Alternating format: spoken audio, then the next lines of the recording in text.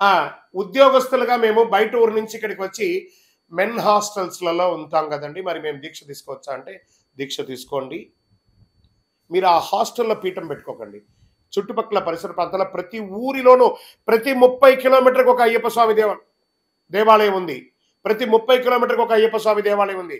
ఆ దేవాలయాలలో భిక్ష ఉంటుంది. అక్కడ పోయి భిక్ష తీసుకోండి. చక్కగా మీరు దీక్ష ఉండండి.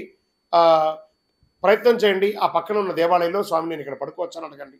ప్రయత్నం చేయండి. హాస్టల్ కాస్త కామన్ బాత్రూమ్ ఉంటుంది. కామన్ ఇది ఉంటుంది కాబట్టి కొంచెం ఇబ్బందే. ప్రయత్నం చేయండి. శరణమయ్యప్ప. స్వామి మాల వేసుకున్న ప్రతి ఒక్కరు పడిపూజ చేయాల్సిందేనా? మాకు మరి స్తోమత ఉండదు కదా! మేము ఒక చోట ఉద్యోగం ఉంటాం. ఒక చోట మా ఇల్లు ఉంటుంది. కుదురుతుందా అంటే మాల వేసుకున్న ప్రతి ఒక్కరు పడిపూజ చేయాలని రూల్ ఎక్కడా లేదండి. కనీసం ఒక్కళ్ళకైనా భోజనం తినిపించాలి. అన్నదానం చేయాలని ఉంది.